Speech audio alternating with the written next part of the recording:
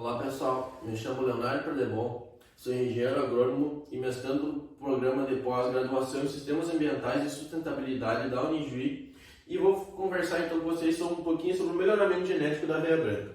Bom, o objetivo do melhoramento genético é a obtenção de novas constituições genéticas que sejam superiores às que tem disponíveis no mercado hoje, seja ela para as diferentes características de interesse agronômico.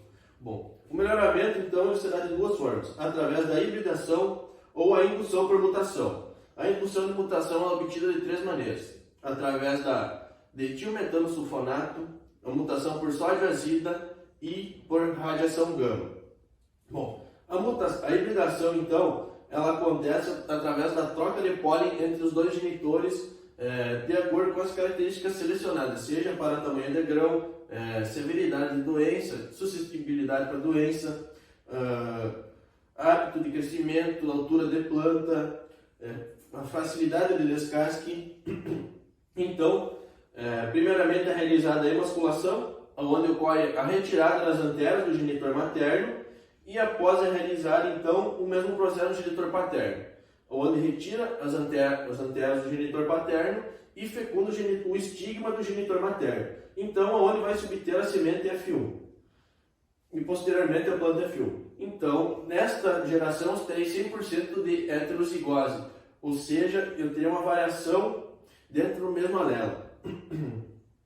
Posteriormente, então, é avançado para a geração F2, onde é aberto plantas espaçadas e começo então a seleção de acordo com as características que me interessam.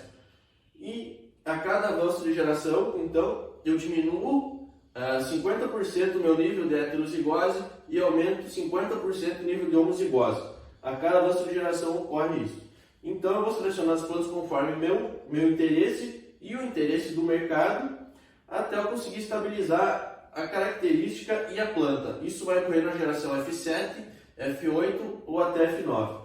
E então, após a minha estabilidade dessa nova cultivar e a chegada da maneagem elite, eu avanço então para o ensaio DHE. O que é o ensaio DHE? É um ensaio de distinguibilidade, homogeneidade e estabilidade. Essa nova cultivar então ela deve ser estável, deve ser homogênea dentro dela e distinta das cultivares disponíveis que tem no mercado hoje.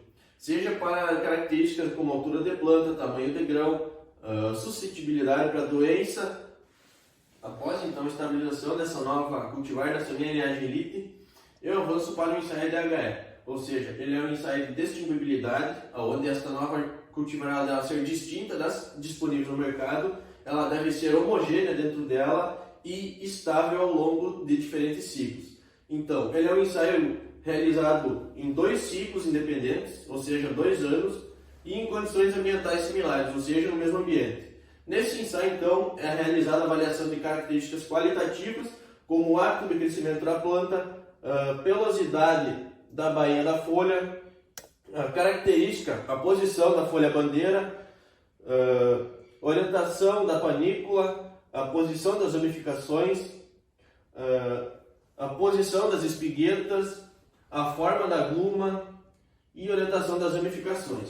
Então, após esse processo de caracterização qualitativa da cultivar, é enviado ao Ministério da Agricultura para possível validação e proteção desta nova linhagem elite, e então é avançado para os ensaios de valor, cultivo e uso, ou seja, os ensaios de VCU, os ensaios realizados em 3 anos e em 2 ambientes distintos, ou em 2 anos e 3 ambientes, onde então é realizado um ensaio comparativo entre essas cultivares e as testemunhas comerciais, e é testar as características quantitativas. Nestas, a nova cultivar, então, ela deve se apresentar até 5% superior para cultivar testemunha. Então, é importante destacar que a Unijuí, então, ela possui uma cultivar candidata, onde ela está em processo, então, dos ensaios de DHE, que é uma cultivar, então, que se destaca pela sua estabilidade, tamanho de grão, e maior eficiência no aproveitamento de nitrogênio, onde foi realizado então o cruzamento no ano 2011 entre as cultivares Bárbara Sul e Brisa Sul, que são 2 cultivares que apresentam alta estabilidade, que apresentam um tamanho de grão favorável e essa eficiência no aproveitamento de nitrogênio.